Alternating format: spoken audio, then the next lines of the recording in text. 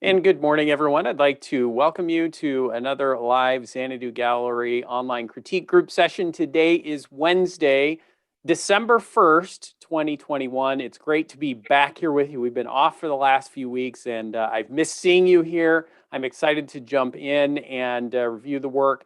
I will tell you that I'm sure where most of you are, the weather has gotten bad. It's getting bad in Arizona too. We are anticipating that temperatures next week are going to plunge into the mid 70s.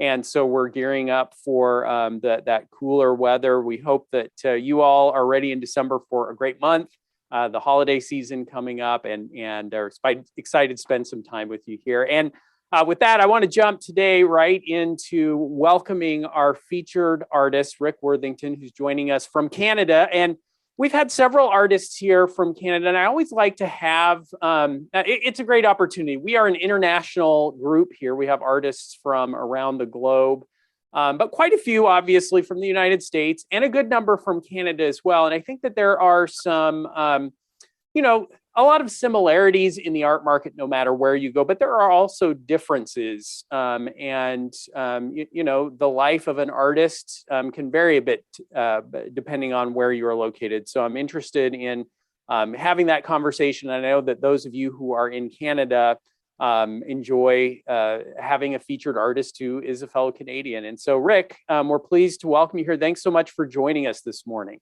Yeah, thank you for having me. Really admire what you're doing as a group. Thank you, everyone. Yes, thank you. And thanks for being here. And Rick, let's start talking a little bit about your background, where you're from and where your studio is now located, and kind of how you came to be an artist. Excellent. Yeah.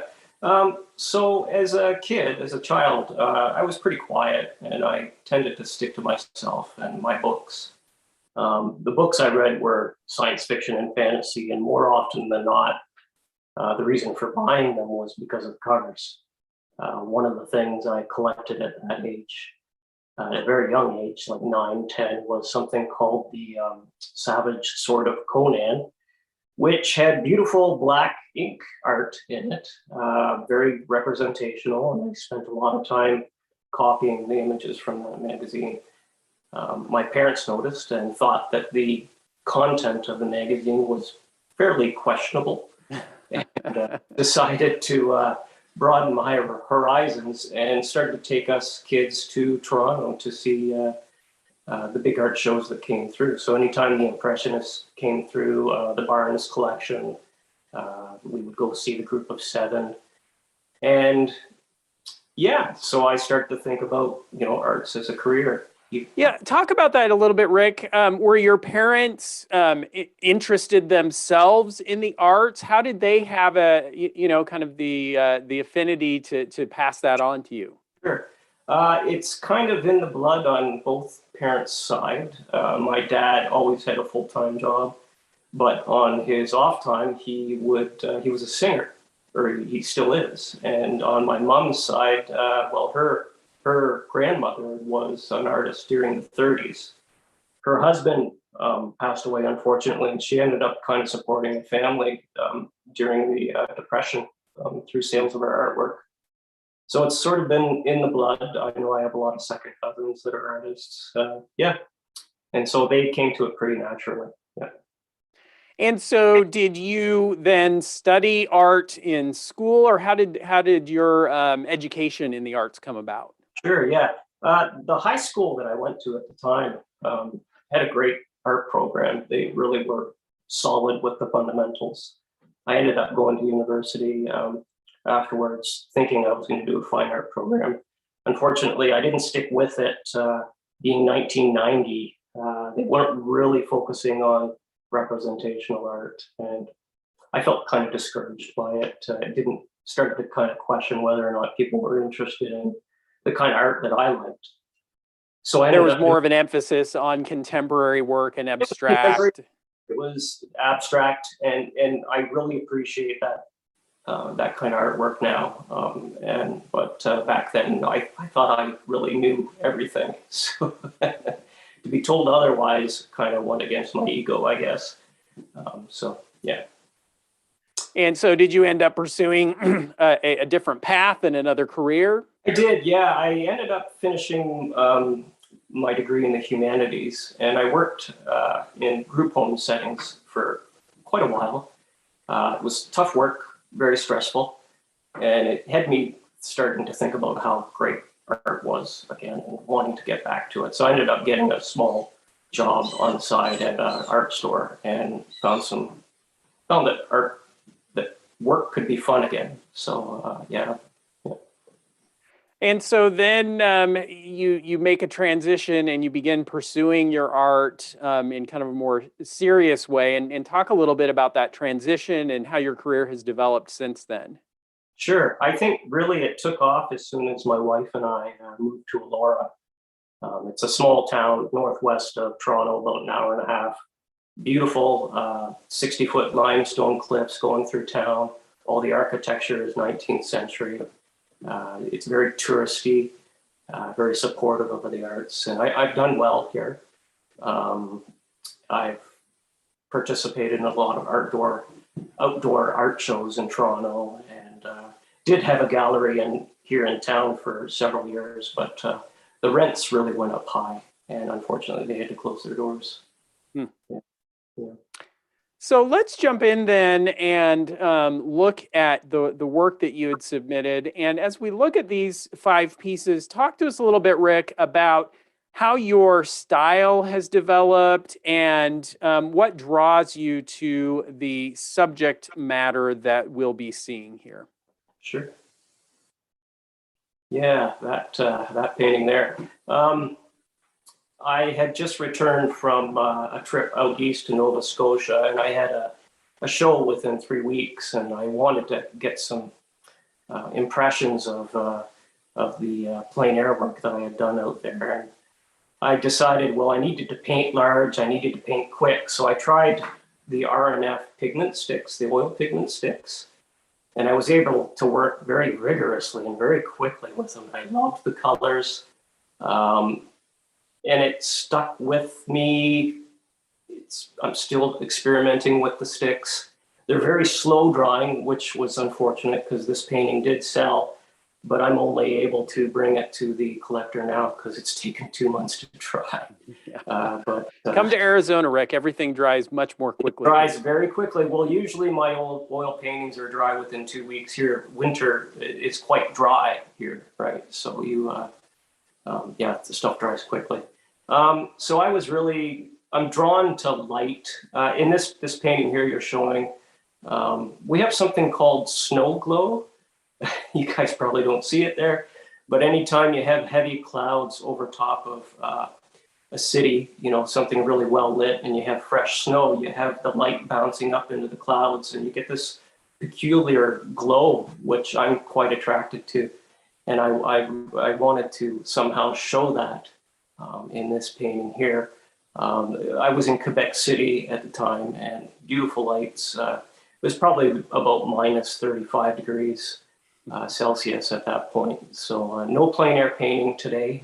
They're there. Yeah. But yeah.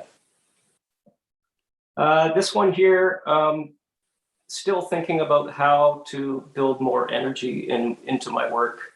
And so this was mostly a palette knife painting. This is downtown Elora, one of the parts of it there, looking at the old limestone architecture. I've done well with my street paintings and my restaurant paintings around here. So this is just sort of like anticipating maybe a sale. But also, I'm very interested in painting nocturnes. I love getting saturated color into my work. And one of the ways to do that is to do nocturnes. Yeah. Yep. And here is a pub. I love going out to restaurants, and it's a side benefit is I get to paint them afterwards. Yeah. This one here, a lot of the work I did on it was through my iPad using the Apple Pencil in Procreate. The photograph that it's based from was quite dim, and there wasn't a lot of information in it, unfortunately. So one of the things I've been doing since I bought the iPad is work on developing my ideas, moving things around. and this here shows, I'm always interested in backlit figures. I'm not really wanting to paint people in particular in my work, but just get the impression of them, and backlit windows really help with that. And how would you describe what you're trying to achieve in terms of your style? What is it that you're wanting to capture and convey through the style that you're using? Sure. Well, I think that one of my early artists that I really admired was Edward Hopper. The quietness to his paintings, the stillness, his saturated colors. So I'm really trying to show, I want to show light through pushing color as much as I can. Yeah. And how much, we're looking at fairly recent examples of your work here, I assume. How much has your style changed over the years, and how has it developed?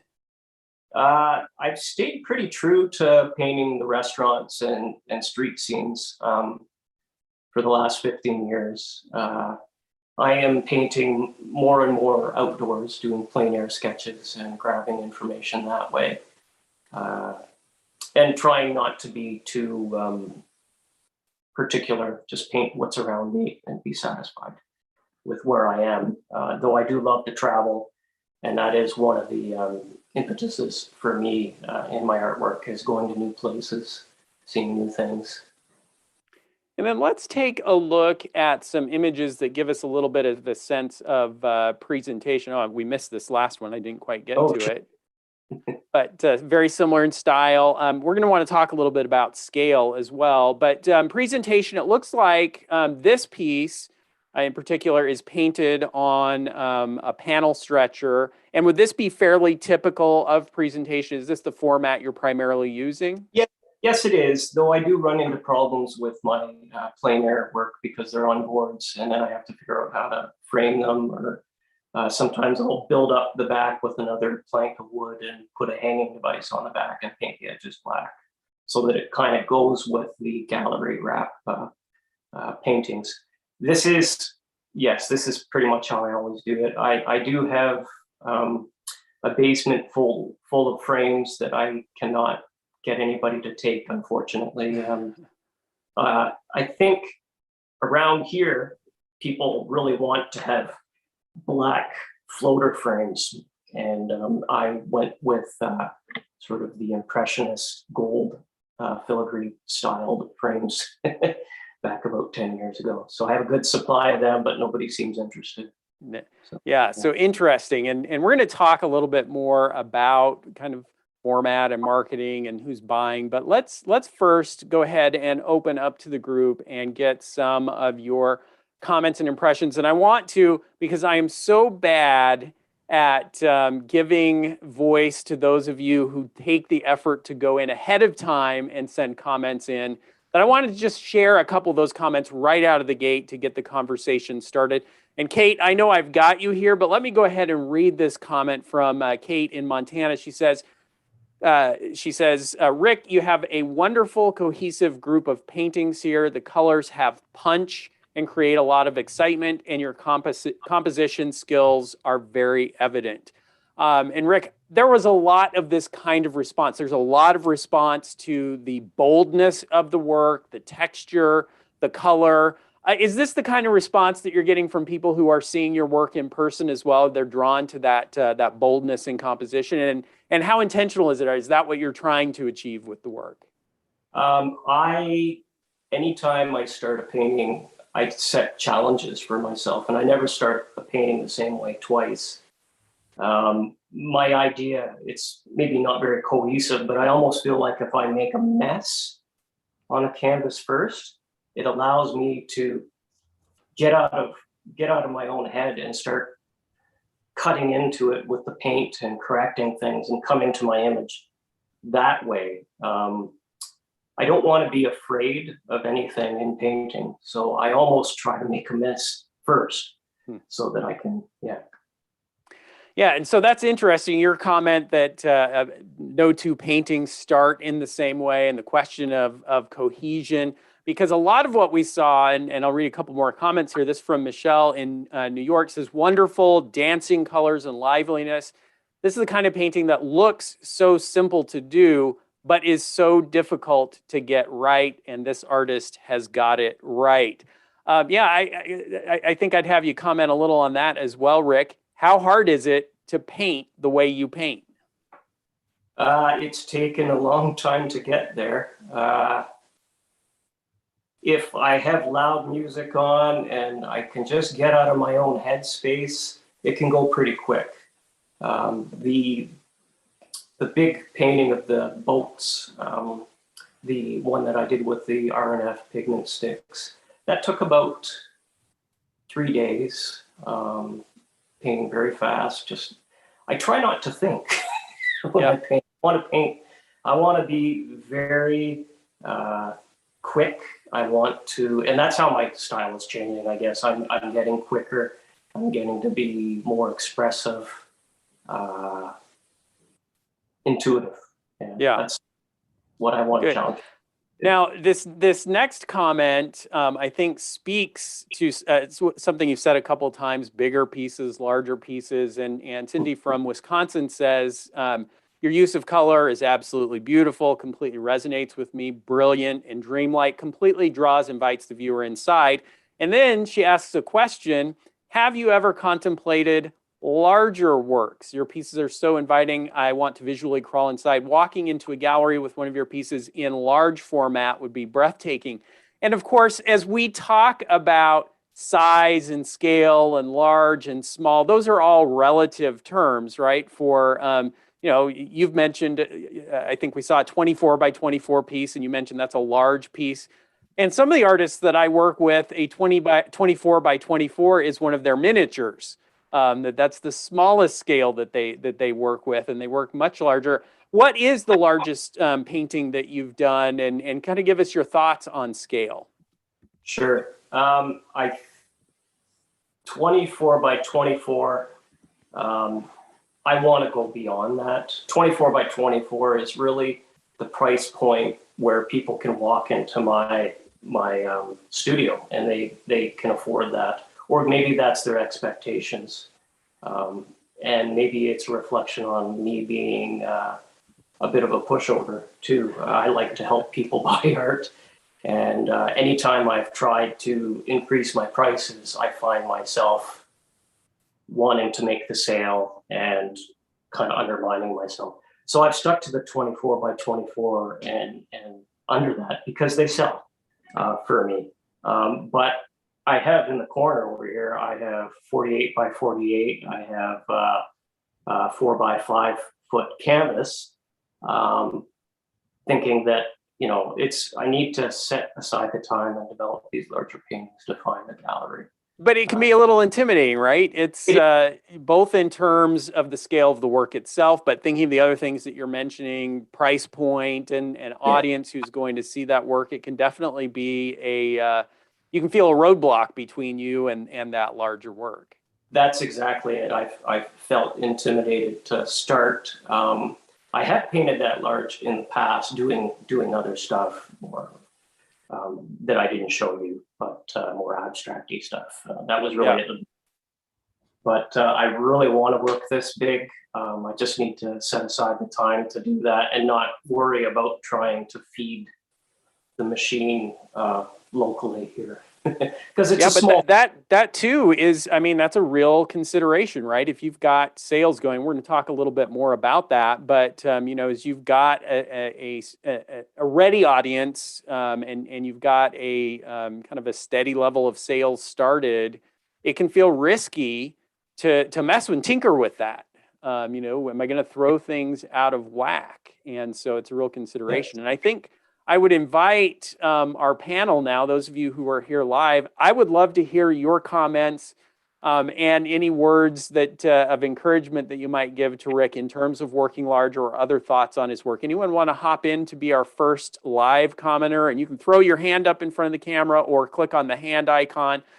Kate, I got your written comment in, but let me pull you in live now. Okay, when looked at your website, I kept seeing 8x10, 8x10. And I thought this guy's got to get bigger. And I'm glad to hear you are. But I just felt like your prices probably could be at least doubled or 2.5 times. And when you do that, you have to break out of the local market.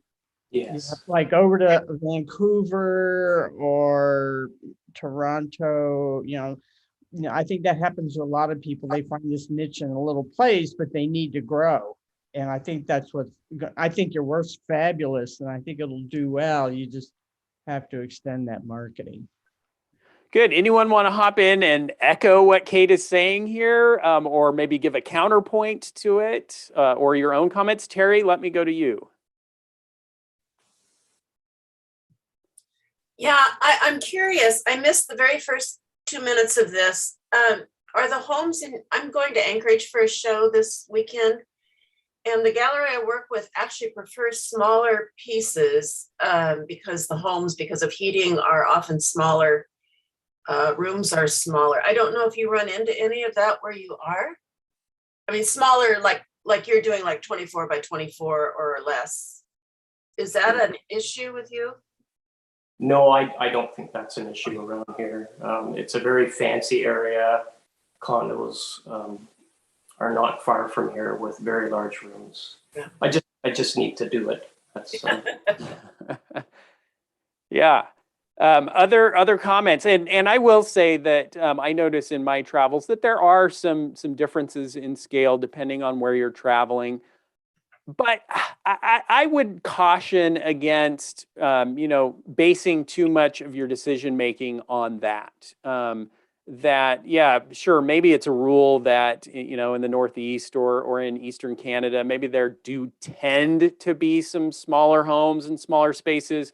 But those tendencies don't preclude someone from having a large home and large walls and large spaces. And, if you've got the work that is at a scale that will fit, you can often find an audience for it. And I think the other comment that I make on these larger works is that, branching out and pushing your boundaries in terms of scale does not, almost never does have a detrimental effect on the other work that you're already doing. In other words, doing a 48 by 48 and having that available doesn't prevent someone from seeing and liking your continually created smaller works. And in fact, what can often happen is that it just can bring a new perspective and a new interest.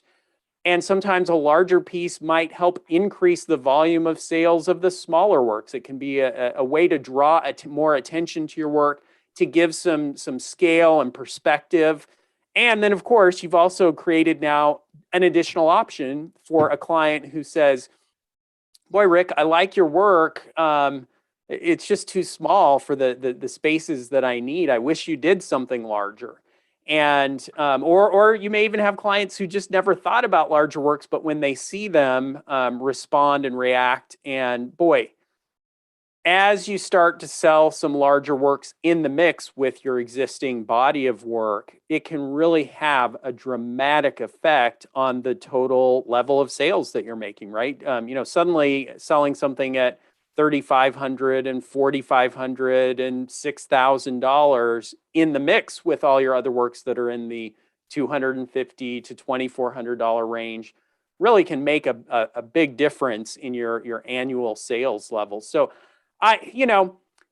you are right to pay attention to where your market is and to continue to feed that market. But if you can throw into the mix some expansion of that marketing, boy, again, it could just have a dramatic impact on the overall sales that you're able to achieve. Gay, let me go to you. Jason, could you just put up autumn gold again? Is that possible? Okay. I know it's only 10 by 8, but this, in a sense, to my mind, when you mentioned your more abstract work far back, and so this is almost abstract in a figurative way, if I could say it. And I feel that this is to me, push this larger and larger. You're still working from what you're doing now, okay? and go for it. I mean, I'm trying to go in the other direction. Large to me is 6x6. That's sort of average, but so I'm going backwards now to 24 by 36 is small. But I feel that in this one for me, in the color and the composition, but mostly the glow of that gold and how it sort of falls on everything, that when you mentioned abstract or going bigger, I felt this was the starting point, believe it or not, for me visually. I think this would be riveting if it could be something similar that was like, I don't know what you'd call large, 36 by 36, 48 by 48. Anyway, that's just, and work is fast. Just pick a bigger palette knife or a larger brush, as you know, and you could get it all done in the same sort of momentum that you have now and how you described you do the smaller works. Yeah, respond, Rick. Sure.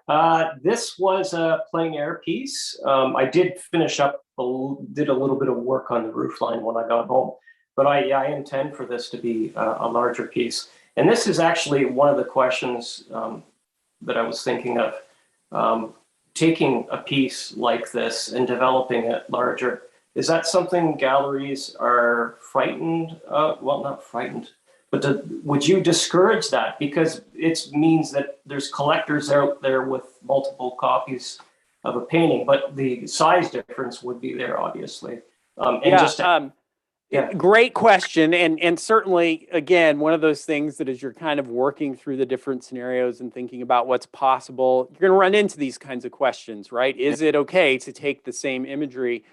And boy, in my experience with the artists that I'm working with, many of them are doing exactly what you're describing, where they'll work through the composition and, maybe the colors and, kind of get a little bit of a sense of what it's going to be at a small scale and then move up and sometimes do it at 2 or 3 different sizes. Maybe there might be some minor changes of viewpoint or some other elements that shift a little bit. But sometimes not. Sometimes it is, almost a stroke for stroke replica at a larger scale of that work. And I've never had an issue with a client being concerned about that. As we explain that this is how the artist works and this is his process, and he's out in nature painting plein air, and then he comes back to the studio and works larger. I have even had clients who bought both the larger and smaller study for a piece in the past because they were so enchanted by the idea that they got to see some of that process. And so most galleries are going to be very accustomed to having this occur, and you should not run into, if any resistance, I would anticipate it being very little resistance. I think the other thing that I'd mention is that as we're looking through this work, I suspect that if we had not had the sizing information here and didn't know what the scale was and had looked at these images and had thought, well, that could easily be a 48 by 48. It seems to me that your style and technique could translate very well to a larger image and be very attractive and appealing. And as you do think about reaching out to galleries, I would suspect that there would be a lot of interest and even kind of some demand from galleries to say, Rick, we love what you're doing. We want to see some larger work. Galleries typically like to have a mix of a different scale of work. And so I would anticipate that there would be a lot of demand for that. Now, Rick, we've already brushed on it. Your approach to pricing. What is your kind of your method for arriving at pricing? We're looking at a 24 by 24 here that's at $1,700. How did you get to that price point? I'm doing the typical price per square inch. This is around 3. I think the smaller pieces might be a little higher than $3 per square inch. But that's how I come to it. Yeah.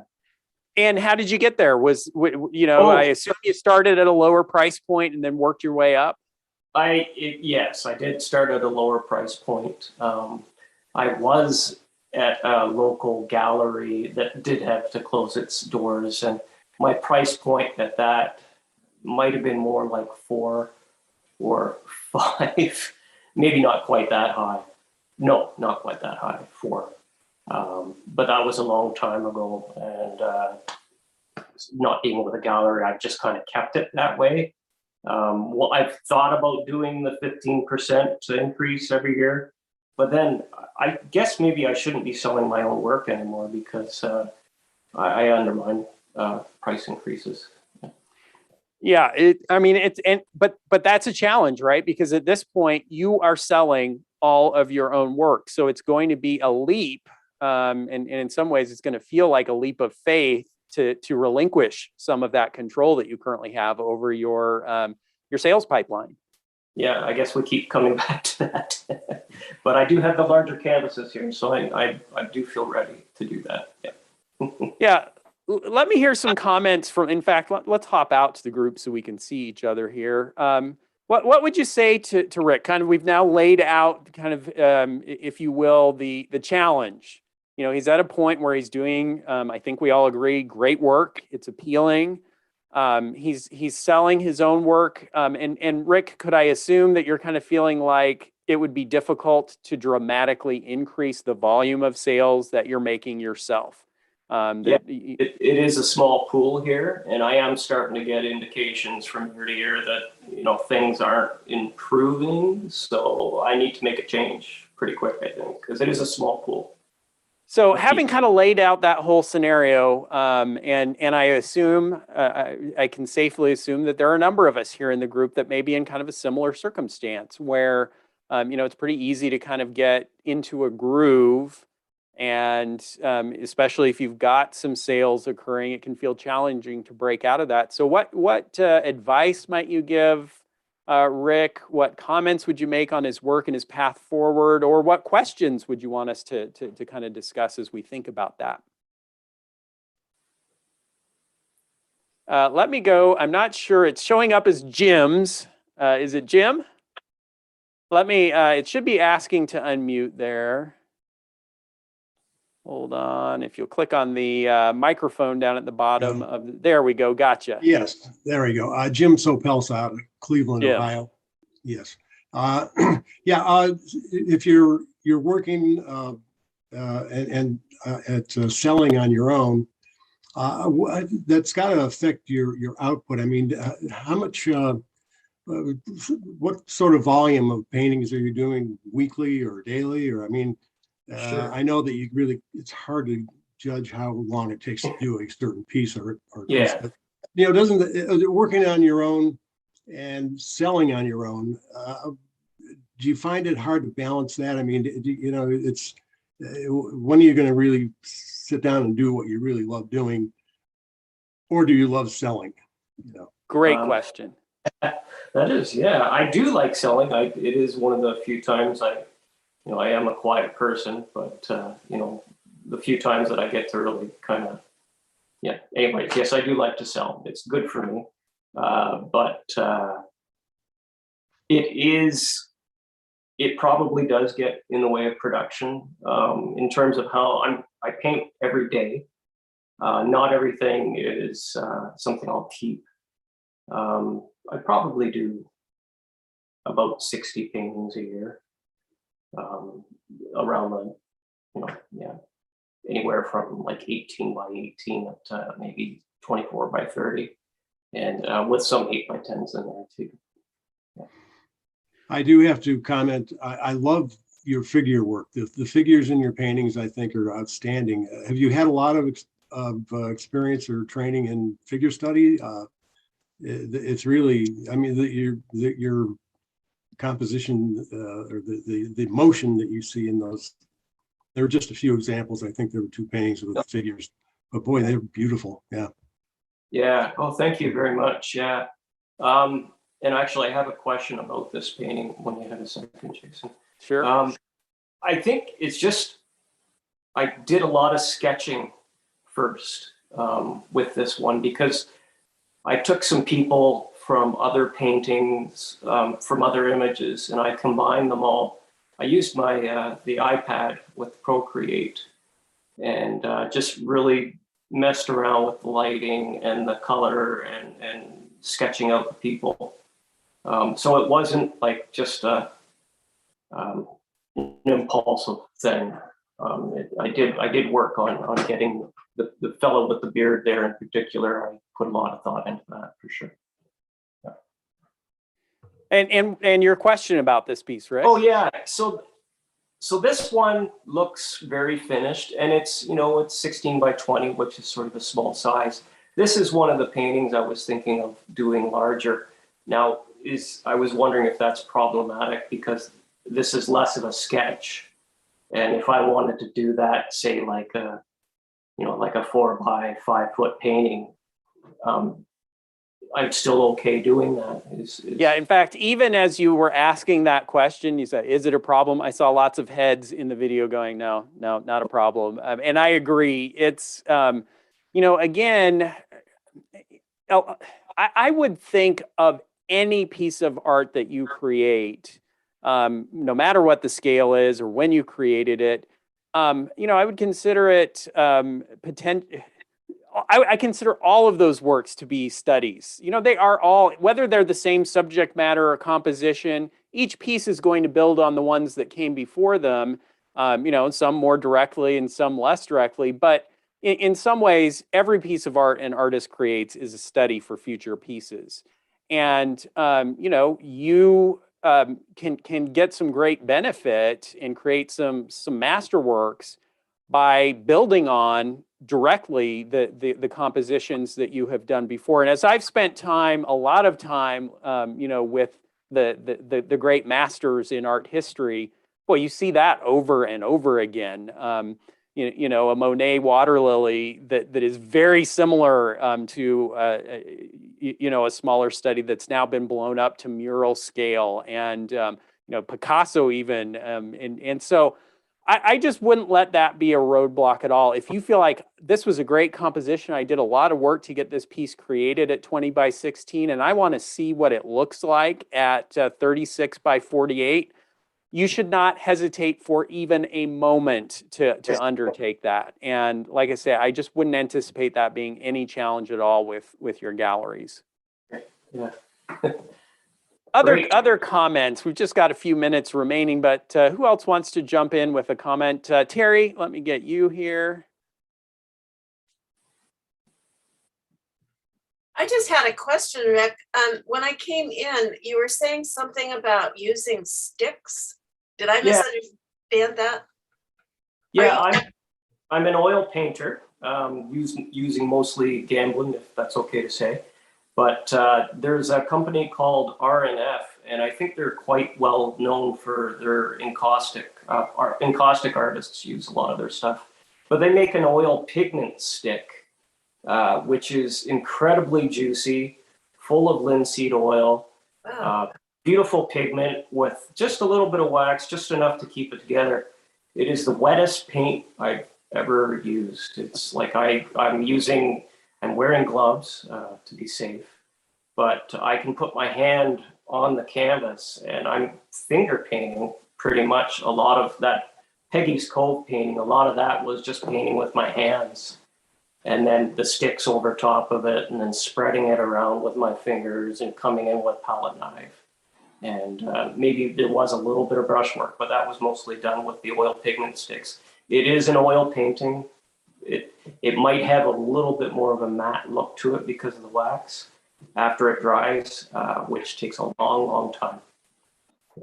Thank you. Yeah, and so I think this brings us back around to a comment I meant to make before, but I think it's really important to emphasize here is that this is a great example where Rick has given us some indications that he comes into each piece with kind of a new approach, that he's using different tools and even different media to a certain extent, different approaches to the media. And so, you know, it's a constant refrain here. We're always asking the question, is the work consistent and cohesive in spite of all of these differences? And as we look at Rick's work, I think this is a great example where we can see that even though there are these differences in approach, the end result, the style of the work, the effect that's achieved with the work, the palette that is being incorporated here, can overcome all of that and create a cohesive body of work. I don't certainly in my experience looking at Rick's work and the website, I didn't have any feeling of, whoa, this doesn't fit or that doesn't fit. Even though there's some variety there, they all are tied back together because it's clear that Rick has a vision of what he's trying to achieve with his work. So he has the latitude to explore different subject matter and to use different techniques, but still his voice comes through, and I think it's very clear that that work is cohesive. And so I think we are out of time, but I think in just the last moments that we have here, Rick, my encouragement would be for you to reach beyond what you're currently doing, to think of scaling up the work, and then to really work towards increasing your exposure. I think you've got a great opportunity. You have a well-developed, mature style. You've proven that there is a market for your work. You've sold your work yourself. And so once I kind of see those elements together, a cohesive, mature body of work that has generated some steady sales, to me, from that point, it's not a, kind of a psychological, existential kind of question. It's a math problem. If I can get more eyeballs on your work, I can sell more of it. I just need to scale up what's happening. And so I think that you could do that through two pathways. One is increasing the volume of work that you're putting out there. And from there, finding some venues, galleries that could show your work and bring more exposure. And then also scaling up the work and increasing the number of square inches that you're producing. And from my perspective, doing those two things, getting more venues to show the work and increasing the range of sizes, to me, it would just be simple math. You're going to increase your total volume of sales. Now, there are some other variables that are going to come into play there, right? Because right now, you're not paying gallery commissions when you sell the work. You're retaining the full value of that work. But I would anticipate that by increasing your exposure and increasing the scale of your work, that you could very quickly overcome that gallery commission and be generating more in revenue than you are currently on your own by having a few galleries showing your work. And I would not anticipate you having any problem lining up those galleries. So let's do it, Rick. Okay. The ball is in your court and the challenge is there, but again, getting a portfolio out to some galleries, I would anticipate you very quickly finding interested gallery owners who would love the opportunity to show and sell your work. No, that's fantastic. Thank you so much, Jason. Thank you. Yes, everyone. thank you, Rick. And thanks for sharing your work with us, agreeing to sit in the hot seat and letting us talk a little bit about your work and learn from what you're doing. Thanks to everyone for joining us and for your comments. And of course, we're going to be back here next week to do it again and to look at another artist's work in a different style and different subject matter and have the opportunity to further explore what it takes to make a success of your art. Thank you, everyone, for joining us. Thank you, Rick. Hope you all have a great week.